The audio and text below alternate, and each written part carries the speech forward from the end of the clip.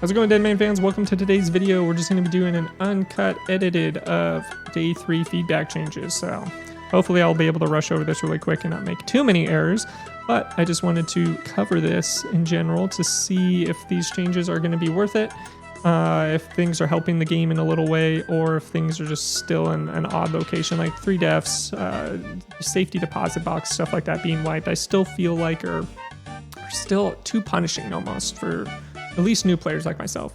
But that's just my opinion, and I do understand this is a very hardcore game mode, and that's what this is for.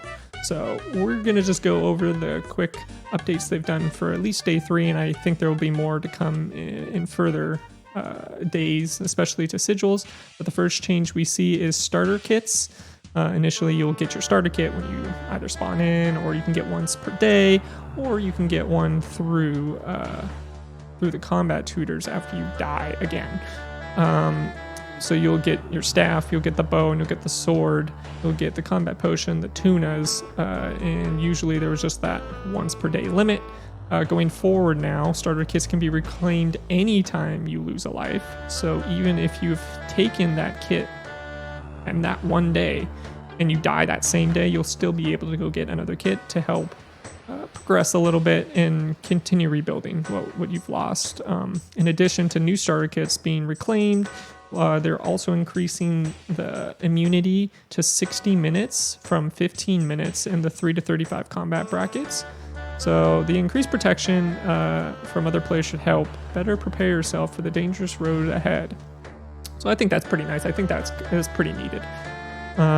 So the next one is another issue people have been kind of explaining, and it's like the sigils, tier 1 sigils. I haven't found any sigils yet. I haven't really been doing too much combat, but I have, and yeah, there's really no sigils I've been coming across to help regain skills or generate wealth. So going forward, they're going to put in the starter kits a random tier 1 sigil power up and 5,000 GP. That 5,000 GP is going to be interesting because now it's almost more incentive to camp the early level worlds, and then you'll be able to rack up a lot of GP possibly. And potentially you'll be getting just some sigils and you're able to go sell those, and that's just going to add more money to the whole world, and the tier 1 sigils are probably going to get a pretty big price drop. So it's going to be interesting how that affects the economy.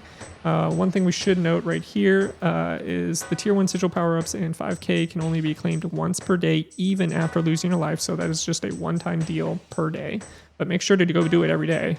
It's pretty nice. Players who have already claimed their starter kit today, which I think is meaning today, will be able to be obtained through a new one. Okay, you can get another one. There you go. They worded that weird. And then the last change is the 3 life system. As we all know how the 3 life system works, you have 3 lives, 2 lives are normal, you die, you lose all your items, plus the bank key, which gives top 10 items of value within your bank.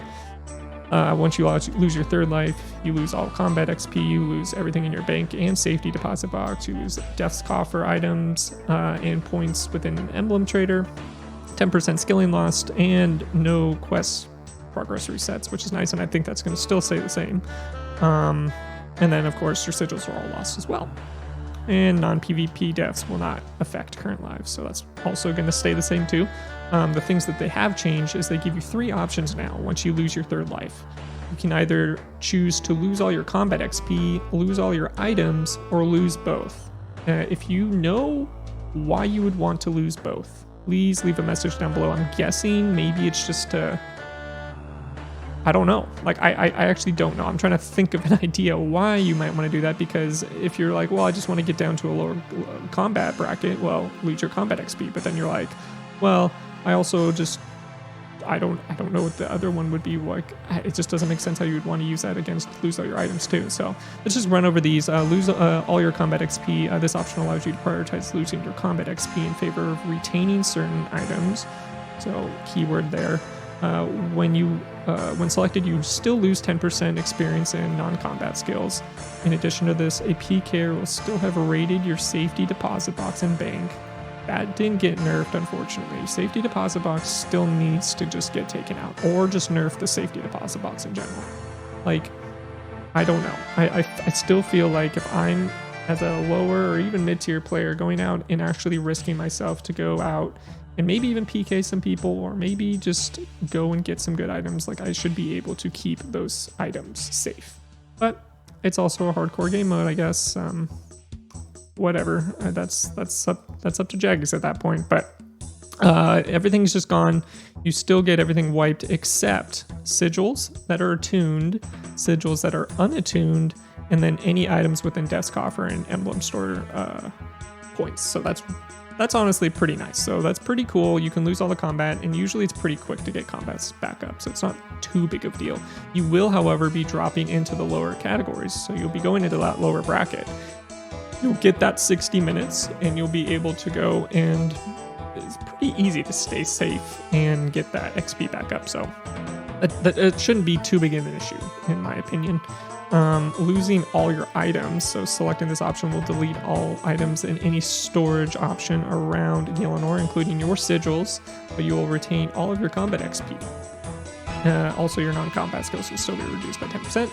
This one could be good if you were kind of mid-level-ish like me, and then you're still getting up towards the, I think I'm close to 70 right now, combat. That one would be maybe a consideration of keeping combat XP, because I really don't have much on my account. So if you really don't have that many great items, you could just say, sure, take my items, I don't care, but at least you get to keep combat XP. So I think that's a great option to have. The third one is lose both. It's just the normal option that was already been in play. So you literally will lose 3 lives. All your items will get destroyed.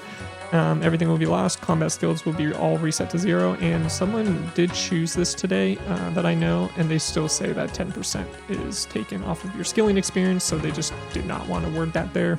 So be aware of that, and hopefully they update that in game. So anyways, that's it from me today. If you want to check out some of the streams, we're going to be streaming in the mornings, hopefully, most likely from I don't know when. Just check out in the mornings and see if we're live on Twitch, and we'll be trying to upload some fun little shorts here and there, and a couple of these update videos per week if there's going to be some updates. So yep, people like, subscribe, and we'll see you in the next video. Peace.